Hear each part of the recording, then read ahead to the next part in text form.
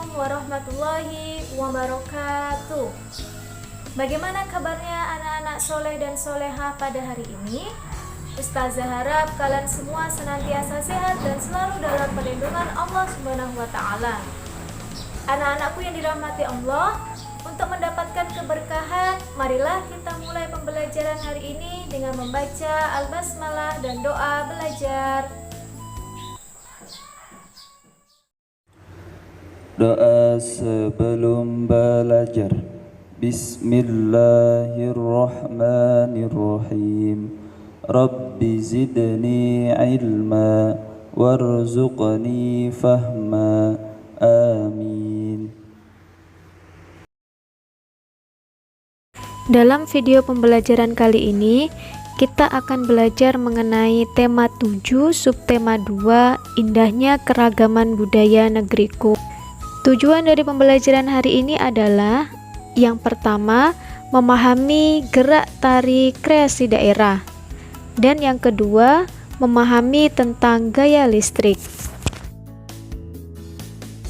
Beragamnya suku bangsa membuat negeri kita juga memiliki beragam budaya yang menawan. Aneka tarian, alat musik, pakaian adat, dan rumah tradisional merupakan bagian dari keragaman budaya. Keragaman budaya harus senantiasa kita jaga dan lestarikan, agar keragaman budaya tidak luntur oleh pengaruh globalisasi. Tarian daerah merupakan kekayaan khazanah budaya Indonesia. Bentuk kepedulian terhadap tarian daerah dapat kita tunjukkan dengan cara menyaksikan tarian daerah, mengamati gerakan pola lantai tarian daerah, dan belajar tarian daerah. Tarian daerah adalah warisan berharga yang dimiliki setiap daerah. Tarian daerah merupakan hasil cipta karya seni dari suatu budaya. Tari daerah juga merupakan suatu identitas bangsa. Tari kreasi adalah bentuk gerak tari baru yang dirangkai dari perpaduan gerak tari tradisional kerakyatan dengan tari tradisional klasik. Gerak ini berasal dari satu daerah atau berbagai daerah di Indonesia. Selain bentuk gerakannya, irama, rias, dan busananya juga merupakan hasil modifikasi tari tradisional. Pola lantai merupakan garis yang dilalui penari pada saat melakukan gerak tari. Pada dasarnya, ada dua pola garis dasar pada lantai, yaitu garis lurus dan garis lengkung. Garis lurus memberikan kesan sederhana tetapi kuat, sedangkan garis lengkung memberikan kesan lembut tetapi lemah. Pola lantai dapat dibedakan menjadi 4 kelompok. Yang pertama, ada pola lantai vertikal. Kedua, ada pola lantai horizontal. 3, pola lantai diagonal. Dan yang keempat, pola lantai garis melengkung atau melingkar. 1. Pola lantai vertikal. Ciri pola lantai vertikal adalah penari membentuk garis vertikal, yaitu garis lurus dari depan ke belakang atau sebaliknya. Pola lantai ini banyak digunakan pada tari klasik. Pola lurus memberi kesan sederhana tetapi kuat. Contoh tarian yang menggunakan pola lantai vertikal diantaranya yaitu tari serimpi, tari yospan, tari kitebalen, tari cengkedan, dan masih banyak lagi. 2. Pola lantai horizontal. Pola lantai horizontal sebenarnya sama seperti pola lantai vertikal.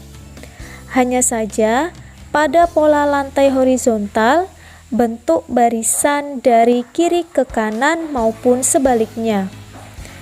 Contoh tarian yang menggunakan pola lantai horizontal diantaranya tari saman, tari indang, tari lengger, tari zapin, dan masih banyak lagi. 3. Pola lantai diagonal. Pada pola lantai diagonal, penari berbaris membentuk garis menyudut ke kanan atau ke kiri. Contoh tarian yang menggunakan pola lantai diagonal diantaranya tari Gending Sriwijaya, tari Remo, tari Sinanggar Tulo, tari Kesatria, dan masih banyak lagi. Dan yang keempat, pola lantai garis melengkung atau melingkar. Pada pola lantai garis melengkung, penari membentuk garis lingkaran, pola lantai lengkung ular, dan pola lantai angka 8. Contoh tarian yang menggunakan pola lantai garis melengkung diantaranya ada tari kecak, tari pendet, tari legong, tari piring, dan masih banyak lagi. Mengidentifikasi gaya listrik. Gaya listrik adalah gaya yang ditimbulkan oleh aliran muatan negatif atau elektron suatu benda. Berdasarkan aliran elektron, listrik dibagi menjadi dua kelompok, yaitu listrik statis dan listrik dinamis. Listrik statis terjadi jika aliran elektron hanya bersifat sekejap atau sesaat.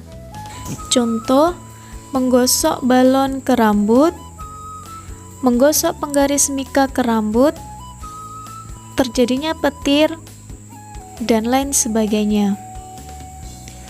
Pada kegiatan menggosok balon ke rambut, akan terjadi perpindahan elektron sehingga balon bermuatan negatif.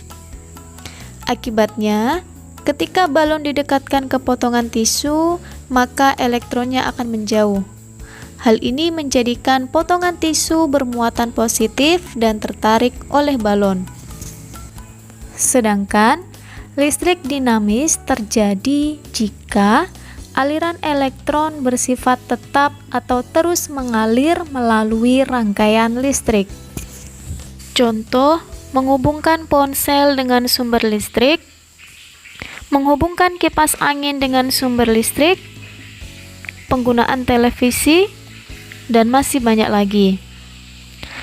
Pada kegiatan menghubungkan kipas angin dengan sumber listrik, maka elektron akan terus mengalir pada rangkaian listrik. Akibatnya, kipas angin akan menyala.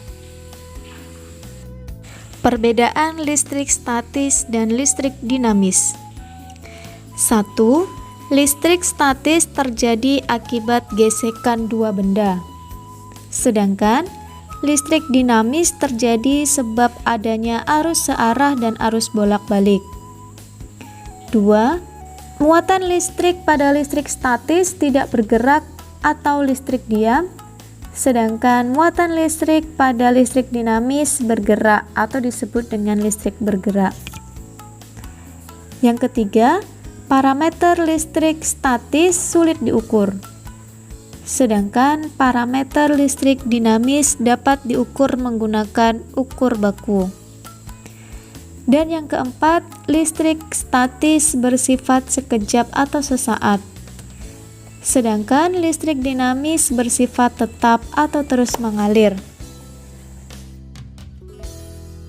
Dalam kehidupan sehari-hari, kita tidak bisa terlepas dari pemanfaatan gaya listrik. Bahkan, dapat dikatakan kegiatan kita hampir semuanya dipermudah dengan adanya listrik. Hal ini bisa kita rasakan ketika listrik padam. Hampir semua kegiatan kita menjadi terhambat. Energi yang dilepaskan sambaran petir konon lebih besar daripada yang dihasilkan pusat pembangkit tenaga listrik. Suhu pada jalur di mana petir terbentuk bisa mencapai 10.000 derajat Celcius. Cahaya yang dikeluarkan petir lebih terang ketimbang cahaya 10 juta bola lampu pijar berdaya 100 watt. Oleh karenanya, ketika terjadi petir, kita disarankan untuk berdoa kepada Allah Subhanahu wa Ta'ala. Subhanalladzi yusabbihur ra'du bihamdihi wal malaikatu min khifatih. Maha suci Allah yang halilintar bertasbih dengan memujinya, begitu juga para malaikat karena takut kepadanya. Itulah materi pembelajaran kita hari ini. Semoga Allah memberikan kita semua kemudahan untuk memahami materi tersebut. Marilah kita bersama-sama mengakhiri pembelajaran kita dengan membaca istighfar 3 kali. Astaghfirullahaladzim, astaghfirullahaladzim, astaghfirullahaladzim. Dilanjutkan dengan bacaan hamdalah, alhamdulillahirabbil alamin, dan doa penutup majelis. Doa penutup majelis. Bismillahirrahmanirrahim. Subhanakallahumma wa bihamdika asyhadu an la ilaha illa anta astaghfiruka wa atubu ilaik. Amin. Demikian yang dapat Ustazah sampaikan. Kurang dan lebihnya mohon dimaafkan. Wabillahi taufiq wal hidayah. Wassalamualaikum warahmatullahi wabarakatuh. Sampai jumpa di video selanjutnya.